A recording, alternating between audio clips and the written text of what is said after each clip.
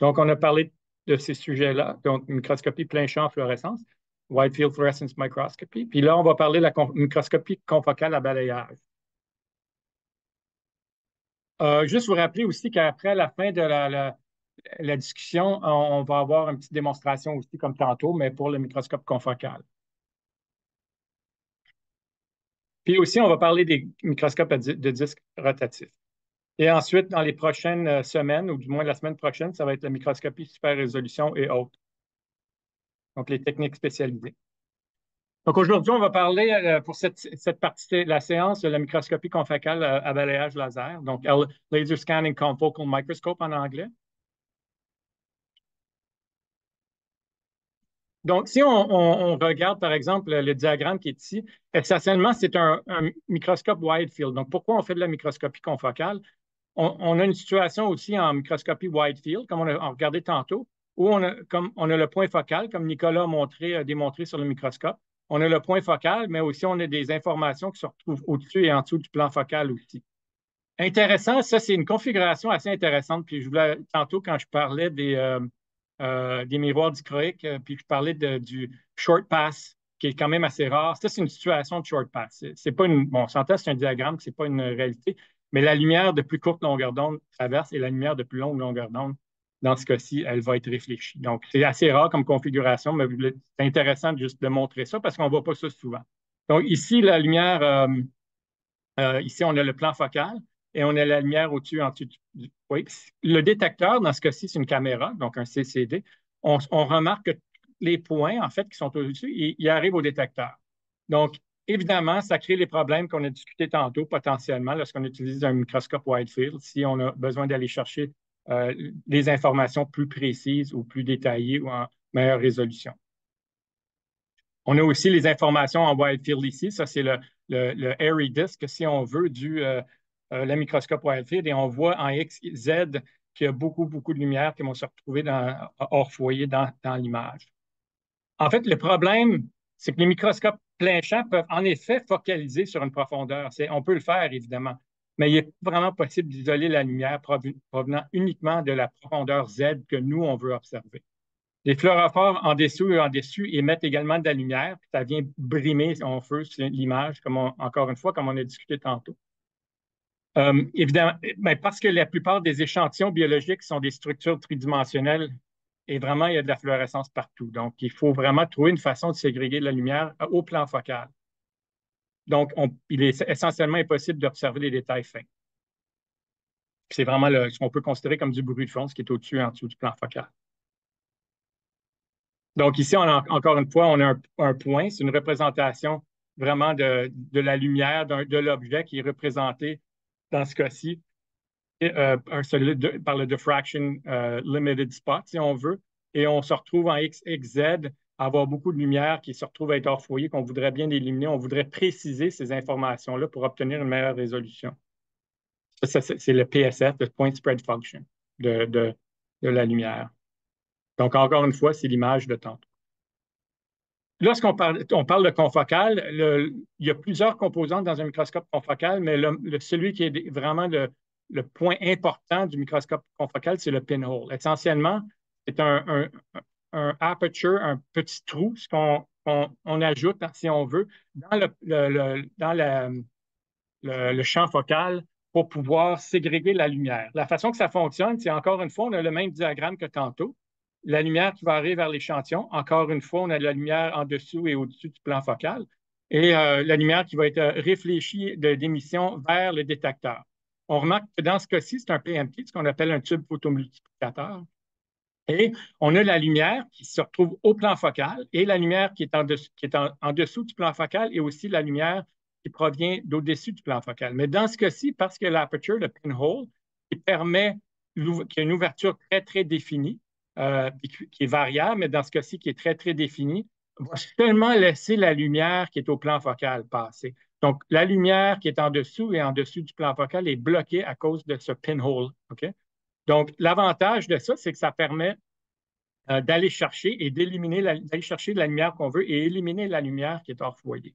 La situation qu'on voit ici, toutefois, c'est que Ça représente un point. Ça ne représente pas nécessairement une image. On a un point dans l'espace qui dit, OK, il y a de l'information ici. Au niveau du confocal, euh, on va chercher, ça c'est le Airy Disk, on va chercher le maximum, on diminue le Airy Disk, on va chercher le maximum d'intensité dans les patrons, si on veut, de fraction pattern, beaucoup plus près du centre, ce qui est idéal. On remarque qu'en faisant ça, on élimine beaucoup les informations hors foyer. Bon, ça, je ne sais pas si vous vous rappelez des infos qui avaient été discutées il y a 2 semaines par rapport au Airy Disk, et puis des point spread function, mais on remarque ici qu'on va obtenir évidemment une lumière qui va être beaucoup plus dans le plan qu'on veut et évidemment éliminer beaucoup de lumière hors foyer en même temps. Donc ici, le PMT va venir chercher l'information, mais c'est ponctuel. Alors, qu'est-ce qu'on doit faire? Parce que ce n'est pas une caméra qu'on utilise, c'est un tube photomultiplicateur. Et l'autre chose, c'est qu'en microscopie confocale, l'illumination aussi a un pinhole, parce qu'on doit s'assurer que, dans un premier temps, que la lumière est très, très ponctuelle vers l'échantillon. On a en microscopie wide field, comme on a vu tantôt, l'illumination plein champ éclaire tout le champ. Tandis qu'en point scanning, en focal microscopy, en microscopie confocale qu'on discute présentement, le point est focalisé. La lumière est focalisée sur un point. Donc, à ce moment-là, il faut trouver une façon pour illuminer tout le champ pour s'assurer qu'on est capable d'aller euh, prendre l'information de l'image qu'on a besoin pour générer une image au complet. Donc, comment on fait ça? Donc, l'illumination est concentrée dans un cône de lumière. Ça, c'est un petit vidéo que je vais faire jouer. Encore une fois, le microscope, juste avant de faire jouer la vidéo, on voit ici que la lumière polychromatique arrive, la lumière bleue, encore une fois, c'est un retour de ce qu'on a vu ce matin. La lumière bleue est ségrégée à cause du filtre d'excitation ici, vers l'échantillon, et le miroir dichroïque va laisser passer la lumière verte vers une caméra. Mais en microscopie confocale, ce qu'on va observer dans ce cas-ci, on va faire jouer la vidéo. Ce qu'on observe essentiellement, la vidéo n'est pas très rapide, mais c'est quand même correct comme ça nous permet de le visualiser. On va mettre un pinhole ici et un pinhole ici. On va envoyer la lumière du laser, parce que c'est des lasers qu'on utilise dans ce contexte-là, de façon à créer un point sur l'échantillon très, très précis. Nous, on peut décider de juste choisir un plan dans l'espace qui est dans le Z pour imager cette partie-là. On va envoyer la lumière qui va être détectée, cette capacité, vers un détecteur qui va générer une région. Ça, c'est pour le plan. Mais il va falloir s'assurer qu'on est capable de voir tout. Donc, il va falloir balayer la région. L'image ici nous montre comme quoi le balayage, c'est l'échantillon qui bouge. C'est toujours possible. La plupart des microscopies confocales, c'est vraiment le laser qui se promène et qui permet d'aller chercher des informations. Puis ce qui est bon, c'est qu'en bougeant le laser ou la platine comme ça, on est capable de scanner plein de points et c'est le système informatique qui va reconstruire chaque point de façon à générer une image. Donc, il va scanner une région, puis chaque point va être comptabilisé en niveau de gris en fonction de l'intensité pour générer une image. Donc, l'image ici, on est capable d'aller chercher l'information en 3D. Donc, évidemment, il faut scanner en X, Y, Z. Comment on fait ça? On a le laser, lorsqu'il va arriver, il y a ce qu'on appelle des miroirs galvanometric, des miroirs qui vont permettre de scanner une région. Et ce que ça fait, disons que ça, c'est le champ de l'image, il va pouvoir balayer le champ au complet. Donc, il va balayer, en réalité, cette façon de balayage-là, c'est un balayage, il retourne, il balaye une autre ligne, il retourne, il balaye une autre ligne, il retourne, il balaye pour que le système informatique prenne en considération l'information de chaque point pour reconstruire une image par la suite. Donc, les tubes photomultiplicateurs qui sont utilisés, donc, ils font juste prendre une valeur de niveau de gris en bout de ligne pour que le système informatique puisse régénérer l'image à partir d'un point et plusieurs points, évidemment. Donc, on scanne en X, Y, Z. On utilise des sources lumineuses, des lasers, pour la raison qu'ils sont des sources monochromatiques. Donc, on utilise, par exemple, les lasers bleus, dépendant des couleurs, vert.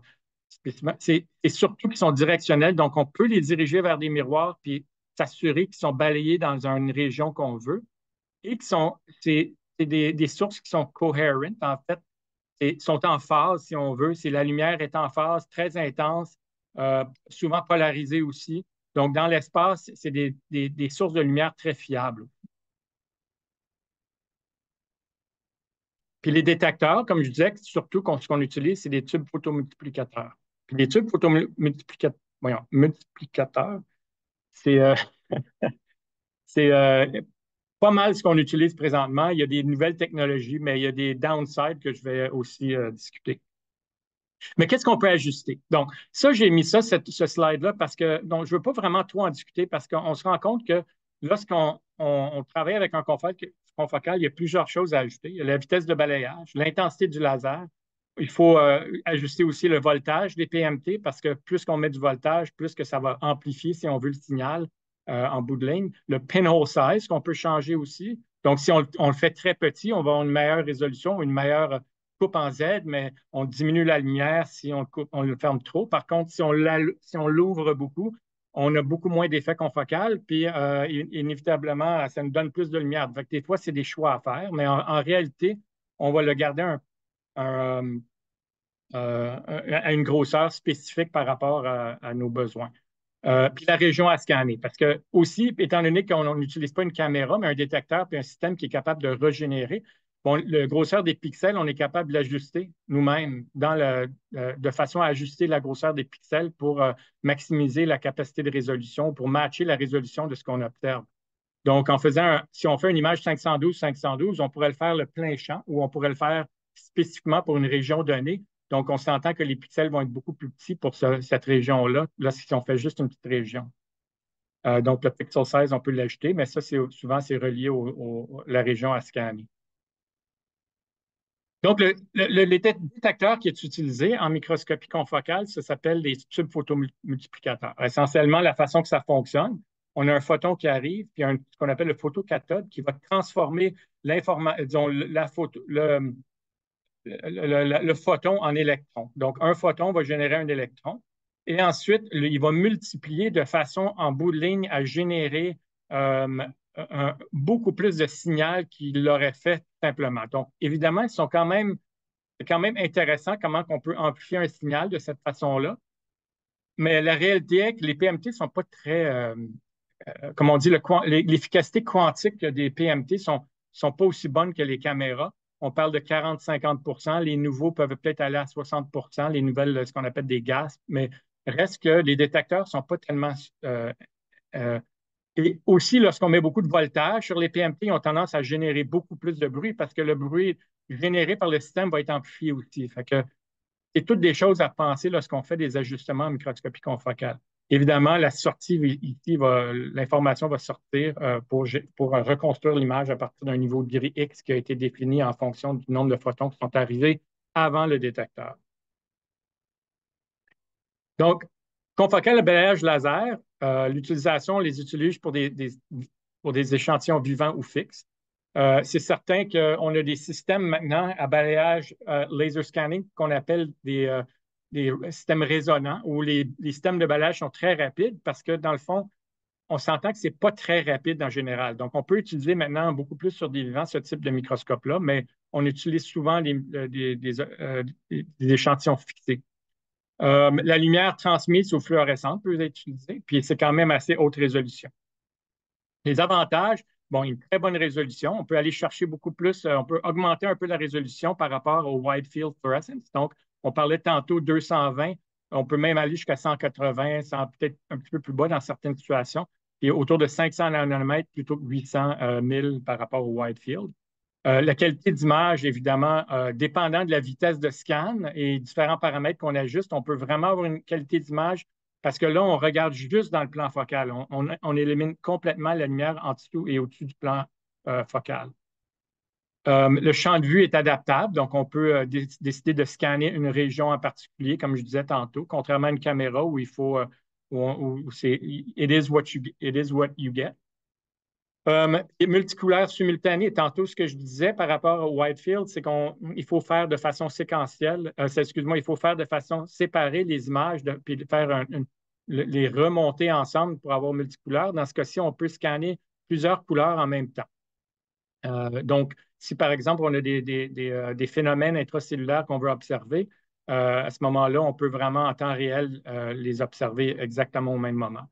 Et évidemment, la résolution est adaptable pour les avantages.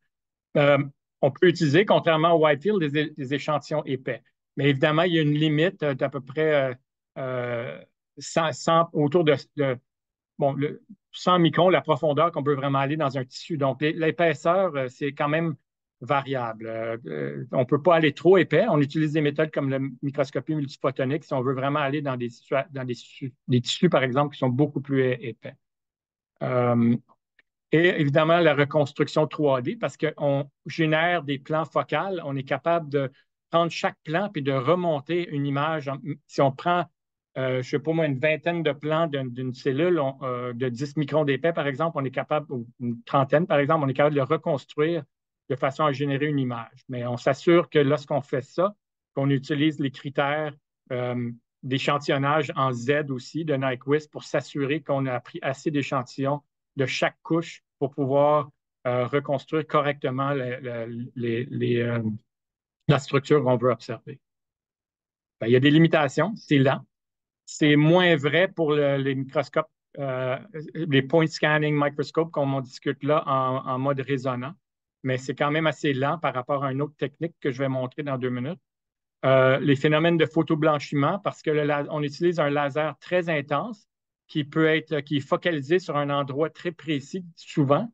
Et donc, il faut gérer l'intensité du laser en fonction de ça, parce que non seulement ça, si on utilise ces configurations-là avec des cellules vivantes, il n'y a pas juste le photoblanchiment qu'il faut tenir compte, c'est la viabilité cellulaire aussi. Et évidemment, c'est quand même complexe comme système, beaucoup plus complexe qu'un microscope wide field, mais quand même très avantageux pour les gens qui vont faire surtout des coupes sur l'âme ou des cellules culture sur l'âme fixées. Euh, Lorsqu'on fait le focus, bon, ici, on a juste les images. Ici, on a la même image, exemple, image en wide field. Puis si on regarde ici, tu vois, on a des informations ici, mais on observe cette région-là, mais dans le fond, on a des informations ici qu'on ne voit pas ici parce que dans le fond, ce n'était pas dans le même plan focal. Fait qu'en réalité, si on veut observer quelque chose pour avoir l'histoire nette de ce qu'on regarde dans ce plan-là, on a vraiment une bonne capacité de détection dans le plan et aussi de résolution accrue par rapport à la fluorescence en wide field. C'est une vidéo que Nicolas a placée. C'est, ça montre justement la microscopie confocale, comment on peut aller chercher des détails. Tu vas leur faire jouer, c'est intéressant. C'est vraiment le fun parce qu'on peut aussi utiliser la microscopie confocale en champ clair. Donc, dans ce cas-ci, c'est des DIC. Donc, on voit vraiment très bien. On peut combiner les deux. On pourrait combiner les deux images aussi, une par-dessus l'autre. Donc, ce qu'on a vu, évidemment, c'est la microscopie plein champ ce matin.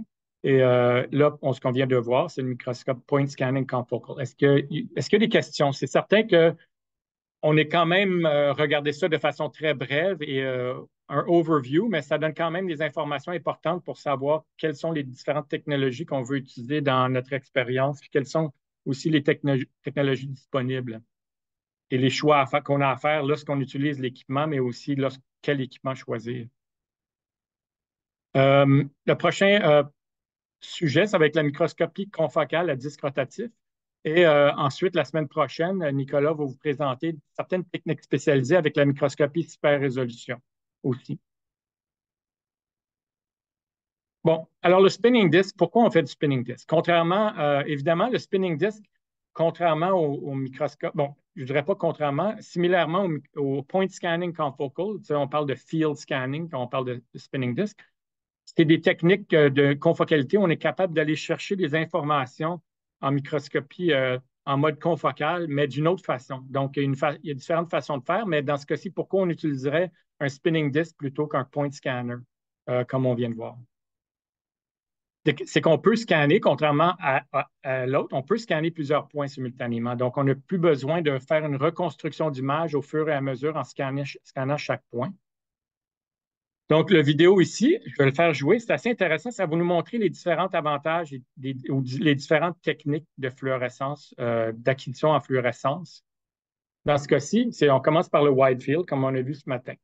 Donc, on va scanner toute l'image et le détecteur, ça va être une caméra pour générer une image qui n'est pas très nette parce qu'évidemment, on se retrouve avec la lumière au-dessus et en dessous du plan focal.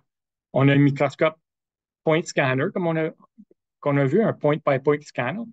Puis là, il va balayer le champ et chaque champ va être reconstruit par le système informatique et digitalisé avec les différents niveaux de gris qui sont déterminés en fonction du output du PMT. Donc, dans ce cas-ci, dans le troisième cas, on a le spinning disk. Donc, ce qui est intéressant, c'est qu'on a aussi des pinholes, mais ils sont montés sur un disque et ils sont montés de façon à ce qu'on puisse scanner tout le champ au complet. Et c'est intéressant parce que dans ce cas-ci, en faisant ça, on utilise dans un premier temps une caméra. Je vais arrêter ça 2 secondes, je peux arrêter. Ouais, je vais l'arrêter un bout de temps. Pour le précédent, euh, ce qu'on a vu, c'est qu'on a une situation où on a un disque simple, la lumière passe au travers, va scanner toute la région à travers toutes les panels qu'il y a ici, qui peuvent être variables en fonction des manufacturiers. Il y a des manufacturiers qui ont différents disques pour différentes applications avec des plus gros trous, des moins gros trous. La distance entre les trous est aussi importante en fonction du crosstalk, par exemple. Mais pour le moment, tout ce qui est important de savoir, c'est qu'on utilise cette technique-là pour scanner au complet, puis que les détecteurs qu'on utilise, ce n'est plus des PMT, mais on revient à des caméras parce qu'on est capable d'échantillonner au complet. Il y a une deuxième, ça, c'est ce qu'on appelle le NIPCOW disc, c'est cette version-là. Il y a aussi la version qu'on appelle Yokogawa. Donc, on utilise un disque double, puis en plus, on ajoute des petites lentilles, ce qu'on appelle des micro-lentilles, sur le disque qui a l'avantage que lorsqu'on applique une lumière, un laser, la plupart du temps, il y a certains, dans ce cas-ci avec le NIPCOW, ça va être un laser, il va s'assurer que la lumière du laser va être beaucoup plus focalisée et intense à travers des trous pour maximiser, si on veut, l'éclairage, mais aussi le retour. L'intérêt, en fait, d'utiliser un spinning disk, c'est vraiment la capacité c'est que ce qu'on appelle, c'est light friendly. C'est que c'est très, très, très avantageux d'utiliser ces systèmes-là sur des cellules vivantes parce qu'on gère beaucoup mieux la quantité de lumière qui est appliquée sur la cellule euh, de façon à garder la viabilité cellulaire. C'est sûr qu'avec un point de scanner sur des cellules vivantes, ça ne prend pas de temps avant d'avoir des situations de viabilité cellulaire, des problèmes de viabilité cellulaire et d'artefacts, évidemment, potentiels. Donc, dans ce cas-ci, le field scanner, on va pouvoir aller récupérer la lumière sur un détecteur. Mais évidemment, on est vraiment light hungry dans ces régions-là, les détecteurs qu'on utilise doivent avoir des efficacités quantiques très élevées, très sensibles pour pouvoir aller chercher les informations. On ne peut pas utiliser n'importe quel détecteur. Donc, le choix est déjà configuré avec le système au complet souvent, de par les manufacturiers. Bon. Donc, on va continuer. Dans ce cas-ci, on va aller chercher les informations et on scanne toute la cellule au complet. C'est très rapide, donc on peut observer des phénomènes. Je vais arrêter ça 2 secondes. On peut observer des phénomènes rapides parce que c'est un des avantages du spinning disk, contrairement au confocal qui est quand même lent, je dirais, sauf en mode résonant. Mais en général, on peut dire euh, que la vitesse, si on a besoin d'observer des phénomènes rapides, on utilise en mode confocal, on va utiliser la méthode de spinning disk. Donc, ça, c'est la configuration, disons l'exemple, les quatre ensemble, puis comment ça fonctionne. Vous voyez, il y a les trous, par exemple. Ça, je pense que c'est une vidéo de Andor, je crois. Reste qu'il y a les pinholes avec le laser qui arrive, qui est focalisé dans les trous des lasers, qui augmente beaucoup l'illumination. Les doubles pinholes, si on veut, et les micro-lentilles qui présentent.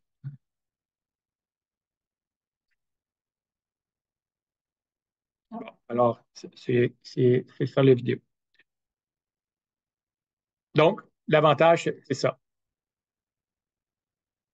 Évidemment, tout en excluant la lumière hors du plan focal, donc c'est un microscope confocal.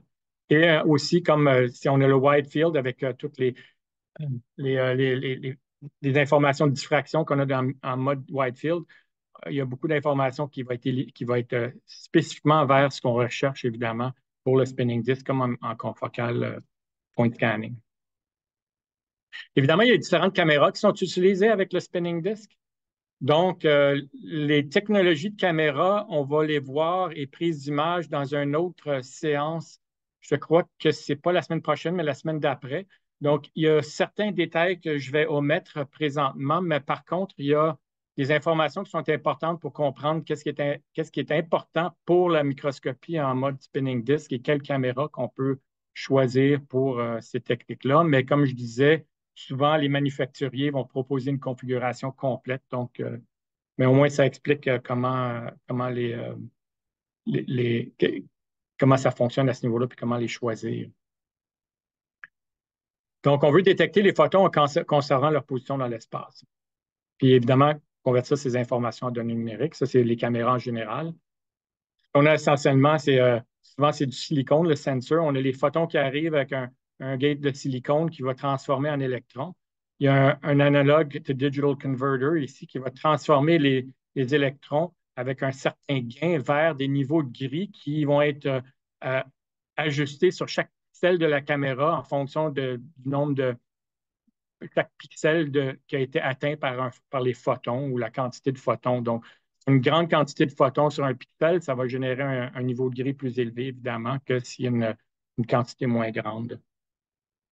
On voit ici la complexité en fait, c'est assez complexe.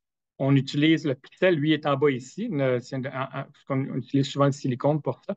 Tout l'aspect électronique est ici. Et on a vraiment un polymère, puis une lentille. Puis la lentille, souvent les caméras ont aussi des lentilles pour diriger la lumière, parce que sinon la lumière, par exemple, on perdrait beaucoup d'intensité. Les lentilles sur les détecteurs permettent justement les photons qui arrivent d'être plus focalisée. Celle qui arrive ici, elle va se retrouver à aller vers le détecteur, contrairement s'il n'y en avait pas, il passerait tout droit et on perdrait cette capacité-là de détection.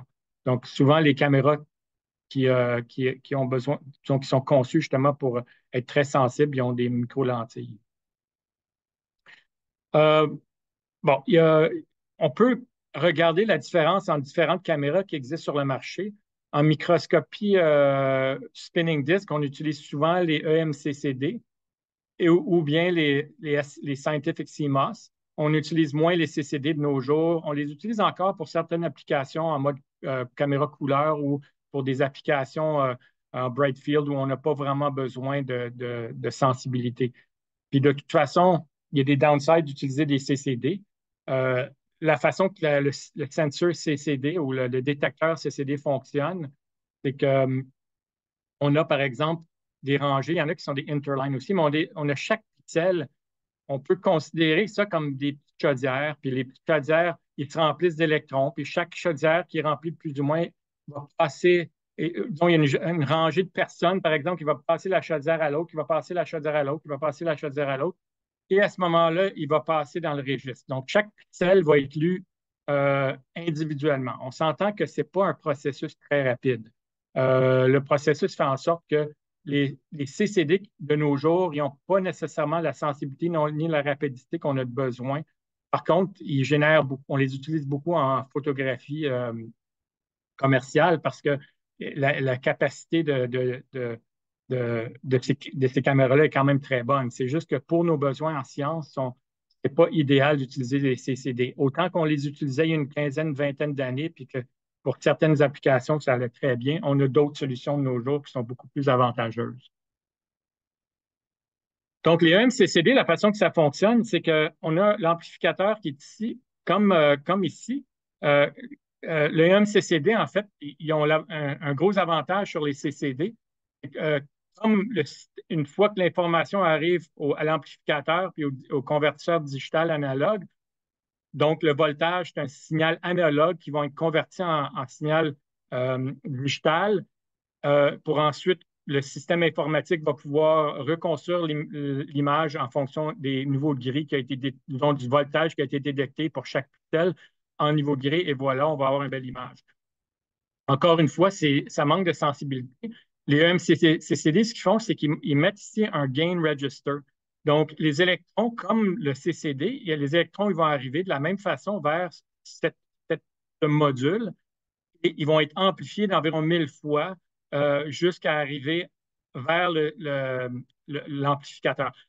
On sait que l'amplificateur, c'est lui qui va transférer les électrons vers un niveau de voltage. C'est lui qui va générer beaucoup de bruit de fond. Donc, l'avantage ici, c'est qu'avant d'arriver ici, on amplifie le signal on dirait 1000 fois, par exemple, avant d'arriver ici. Donc, le signal bruit, il devient très, très important, avantageux donc, on a beaucoup plus de signal versus le bruit. Ici, le signal bruit est relatif, mais ici, il avantage beaucoup le signal par rapport au bruit.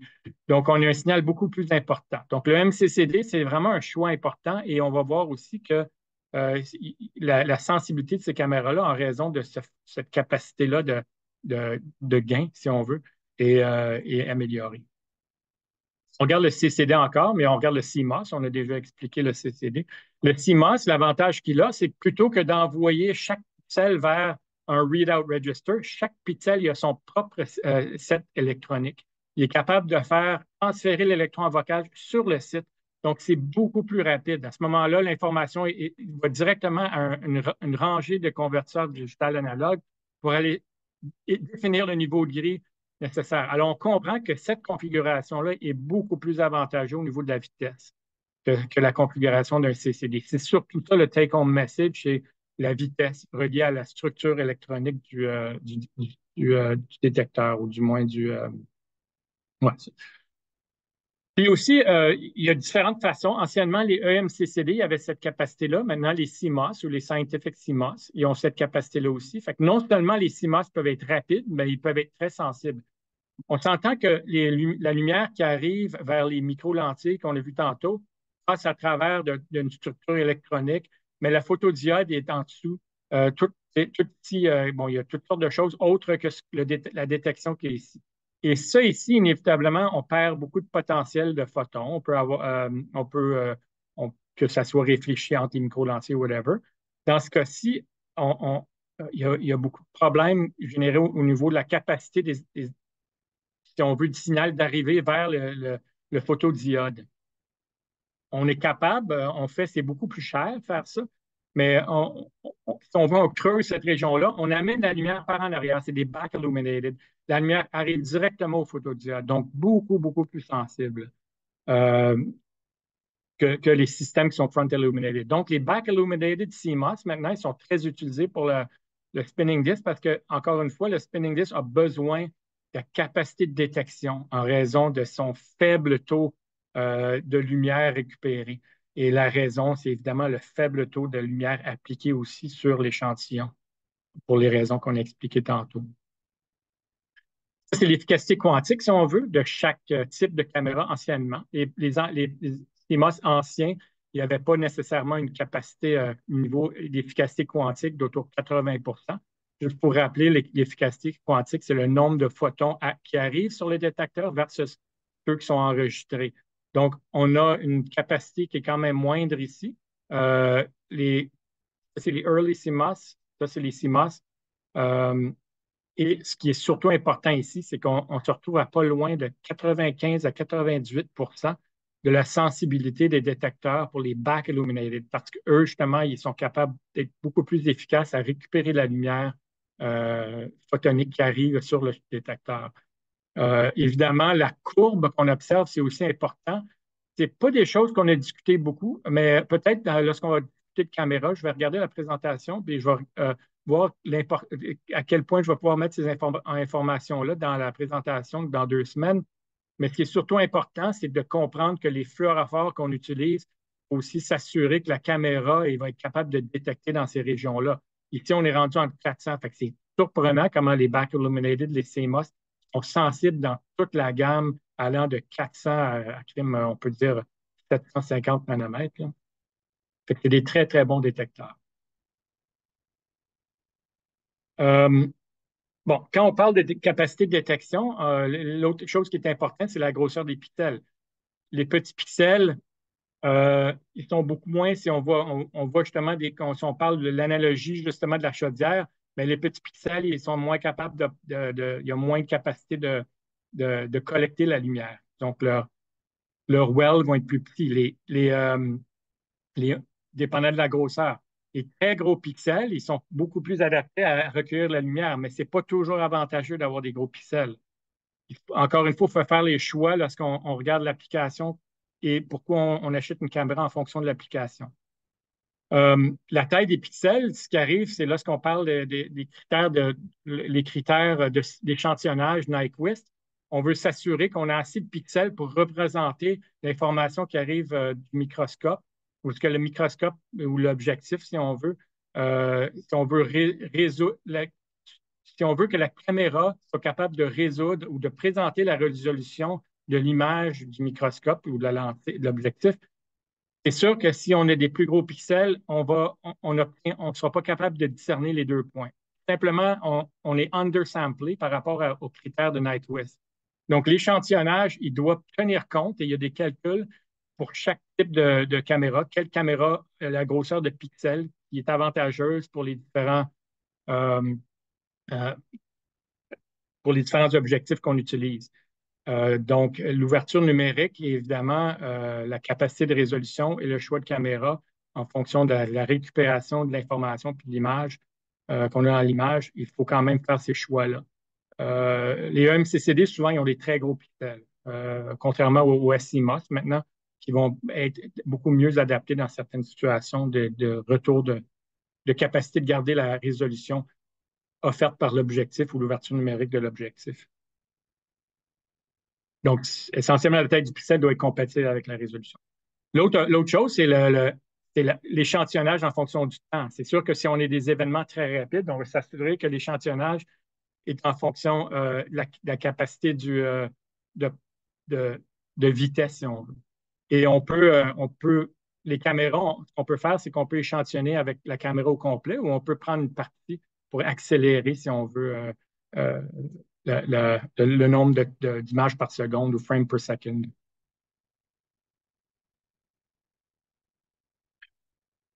Donc, le spinning disk, étant donné qu'on peut le changer, évidemment, il y a différents paramètres qu'on peut changer au niveau du spinning disk. Mais la vitesse de rotation versus, dans ce cas-ci, la durée d'exposition, elle est importante parce qu'il faut matcher les deux pour vous sortir une image qui a d'allure.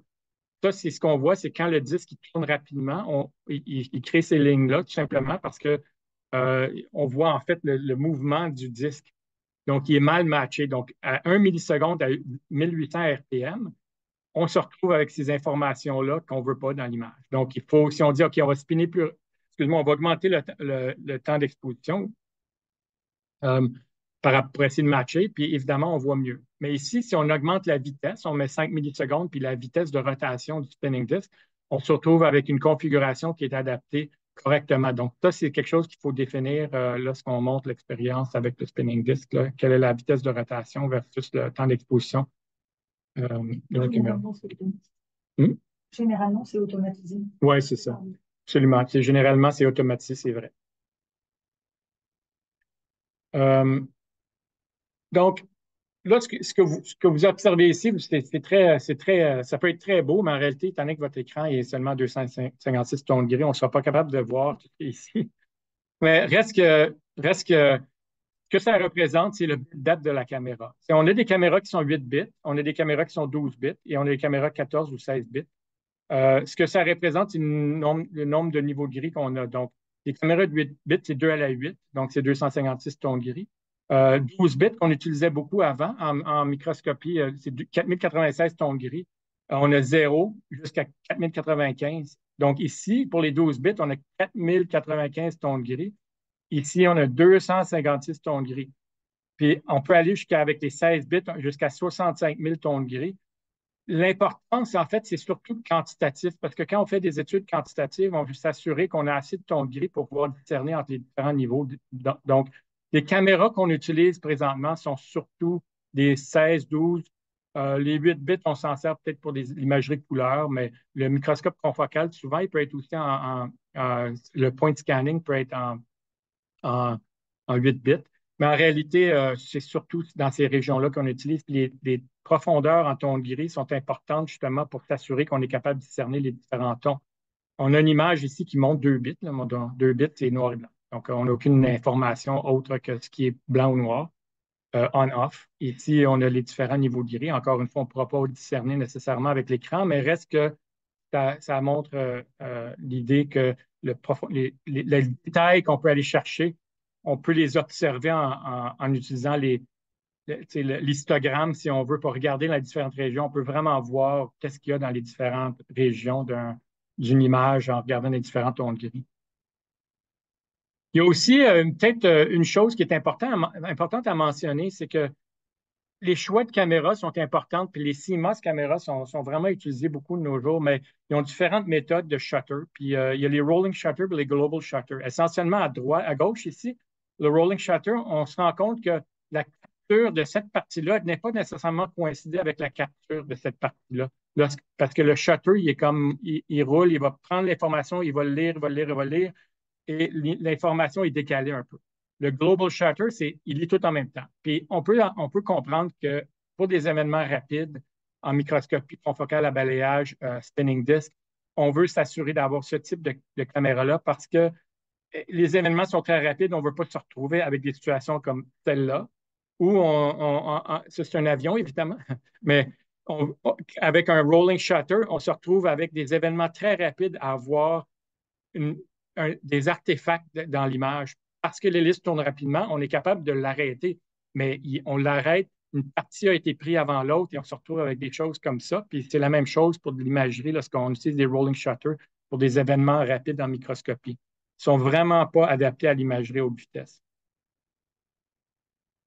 Donc, les avantages de la confocale à disque rotatif, c'est très rapide. Donc, on peut vraiment aller visionner des événements très rapides dans nos échantillons. Photoblanchiment limité parce que, évidemment, on utilise très, très peu de lumière pour aller exciter les fluorophores. Et on peut faire des multicouleurs simultanées comme le point scanner.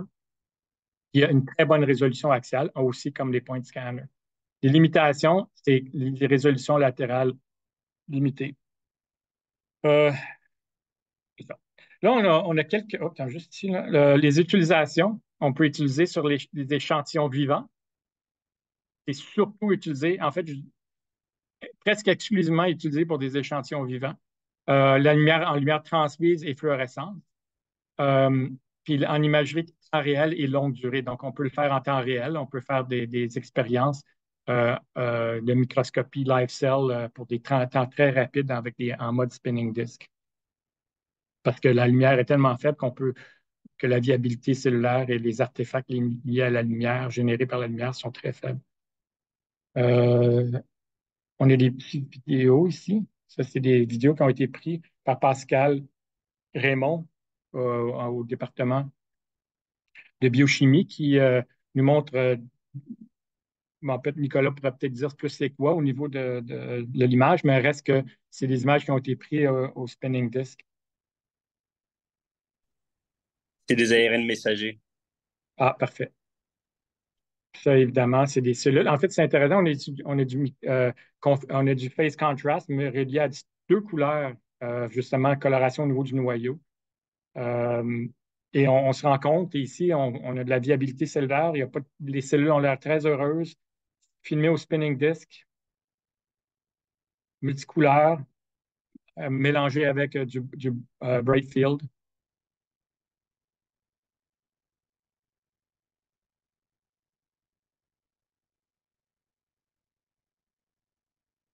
Ça, Nicolas, tu pourrais peut-être dire plus c'est quoi? Ça, c'est une vidéo commerciale de la compagnie qui fabrique le spinning disk de chez Yokogawa avec les micro-lentilles. Ils n'ont pas décrit en détail qu'est-ce qu'on voyait à chaque étape. Mais je trouvais ces images très belles et donc je les ai intégrées dans la présentation. OK. Alors, si vous avez des questions, ça va être assez pour aujourd'hui pour la présentation par PowerPoint, mais Nicolas va avoir aussi une démonstration sur le laser scanning confocal LSM 800. Donc, si vous avez des questions, n'hésitez pas à en poser, puis je passe à Nicolas. Donc ici, c'est le logiciel d'acquisition Zen. on est sur un microscope confocal. Et donc, comme l'a montré André tout à l'heure, on va scanner point par point un échantillon.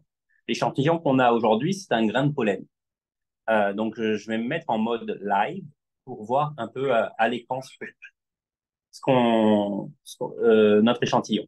Vous voyez que il y a des petits points qui sont formés. C'est parce que l'échantillon, en fait, est scanné point par point. Et donc, ça donne l'ensemble des pixels qui sont visibles. On est sur un microscope confocal, mais le pinhole, le trou en fait qui sépare la lumière, est ouvert au maximum. Donc on voit toute la lumière et notamment la lumière qui est hors focus. On peut changer le focus et aller plus profondément dans l'échantillon, et ça nous donne ça. Ensuite, je peux fermer le pinhole et je peux le mettre à la valeur qui est adaptée à cet objectif. Et si je fais ça, je vais perdre beaucoup de lumière, mais je vais surtout perdre la lumière qui était hors focus. Et le meilleur moyen de montrer ça, c'est de se mettre tout en haut de ce grain de pollen. Ici, on voit les pics du grain de pollen qui sont dans le plan focal de l'image, et on voit absolument rien. Tout autour, c'est noir. Si maintenant j'ouvre le pinhole, je vais augmenter la lumière, et je vais commencer à voir la lumière qui est hors focus. On voit les pics du pollen qui sont en dehors du plan focal. Et donc, le confocal, c'est vraiment ça. Ça permet de sélectionner uniquement la lumière qui est sur le plan focal. Une deuxième chose qui est assez pratique avec le confocal, c'est comme on scanne point par point un échantillon, on peut sélectionner une zone d'intérêt. On peut dire, je veux imager juste ici dans mon image.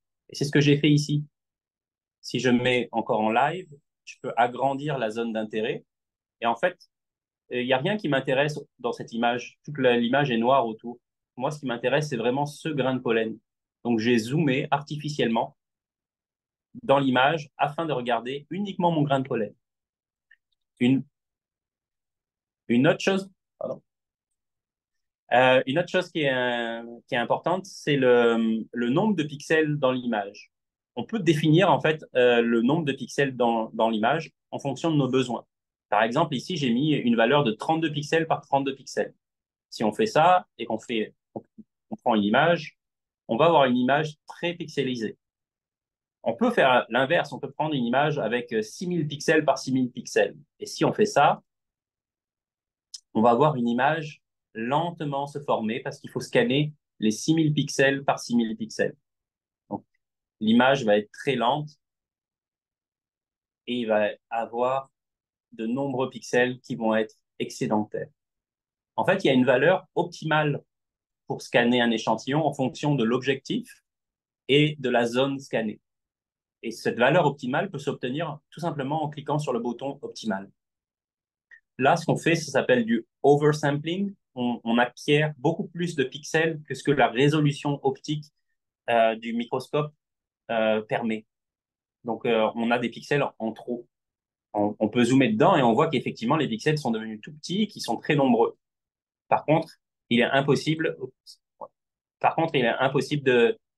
de discriminer deux points qui sont plus proches qu'une certaine valeur définie par l'ouverture numérique de l'appareil. Et vous voyez que c'est très long. Là, je suis à la vitesse maximale pour scanner et c'est très long pour observer une image. Donc, l'idéal, en fait, c'est de cliquer sur Optimal. Puis là, on va avoir le meilleur compromis. On va être sur le sampling de Nyquist, comme l'a expliqué André tout à l'heure. Donc là, si je prends une image, il y aura suffisamment de pixels pour discriminer deux points adjacents qui sont à la limite de résolution de ce système optique en fonction de cet échantillon. Je vais me remettre en mode confocal. Donc, en fermant le pinhole, je vais ajuster maintenant les paramètres de scan. Vous voyez que l'image est très bruitée. On a des points euh, très forts, puis après on a du noir tout autour. Je vais vous montrer comment ajuster ces paramètres.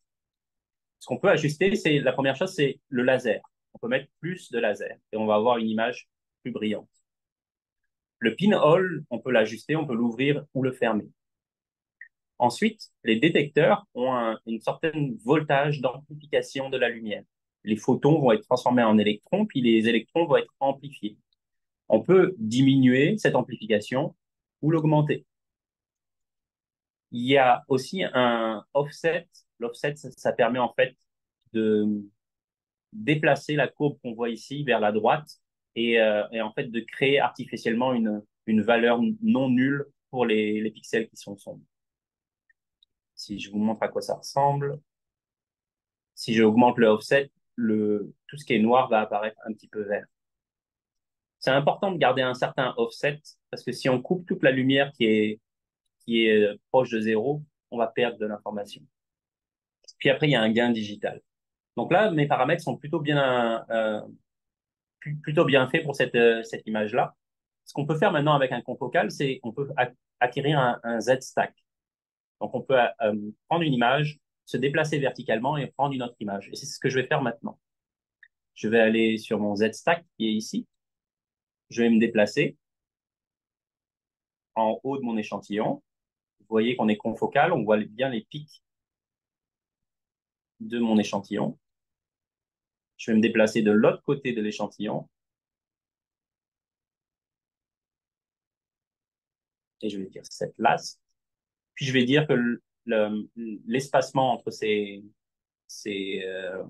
scans doit être optimal. Fait que là, il m'a calculé 167 images et je vais partir d'expérience. Oups.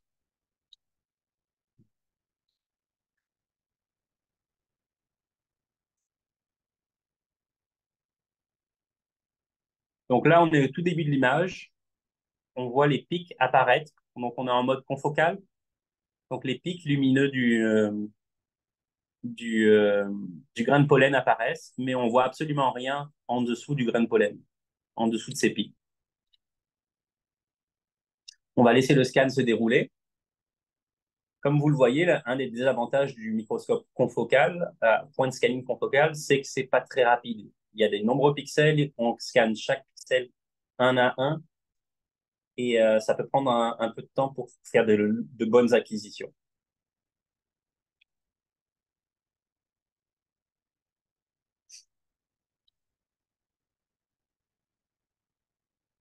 Donc, on va laisser le scan se terminer.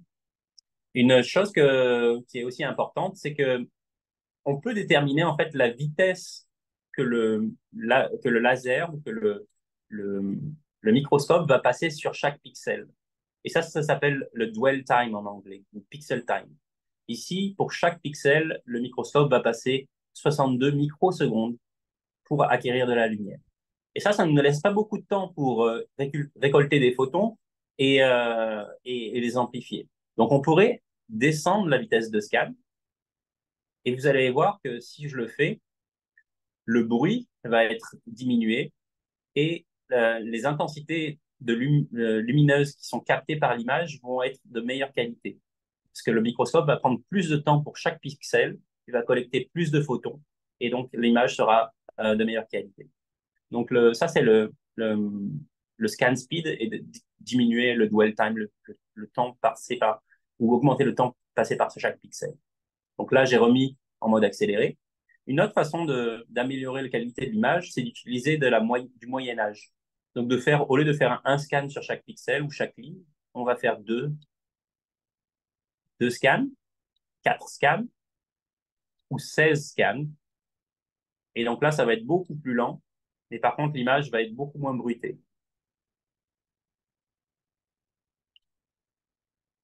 Donc là, c'est beaucoup plus lent parce qu'on fait 16 fois chaque ligne avant de passer à l'image suivante. Vous voyez la différence? Pour des raisons de temps, j'accélère le scan parce que ce que j'aimerais vous montrer, c'est que grâce à la confocalité du microscope confocal, on peut recréer un échantillon en 3 dimensions. Donc voilà la dernière image. Et donc si je vais en mode 3D maintenant, je vais être capable de voir mon échantillon en 3 dimensions. Et on se rend bien compte qu'on n'a pas affaire à une petite boule, mais on a affaire à une boule avec des pics. Et ces pics sont tout autour de l'échantillon. On voit aussi les endroits où j'ai scanné avec une meilleure résolution, où j'ai fait de l'averaging. On diminue énormément le bruit, puis on améliore le scan de l'image. Donc ça, c'est la visualisation 3D d'un grain de pollen en mode confocal.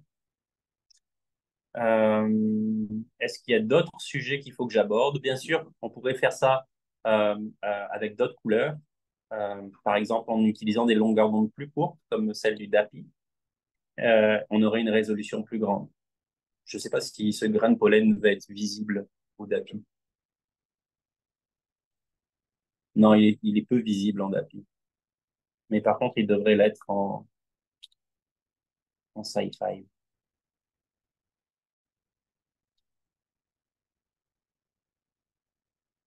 Ouais, vous voyez qu'il est très brillant en sci-fi. Ça va me permettre de diminuer le gain.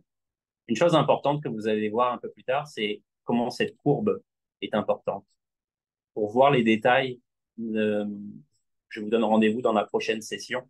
On verra comment lire cette courbe et en quoi elle est importante. Et en fait, je regarde très peu l'image quand je suis au microscope. Je regarde surtout cette courbe-là. Voilà.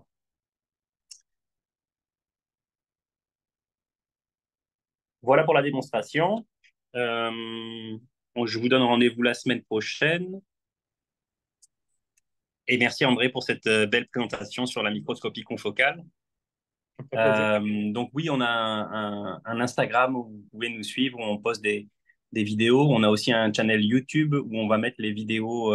Et ça, je vous ai envoyé un lien ce matin pour pouvoir regarder les vidéos, les enregistrements des ateliers.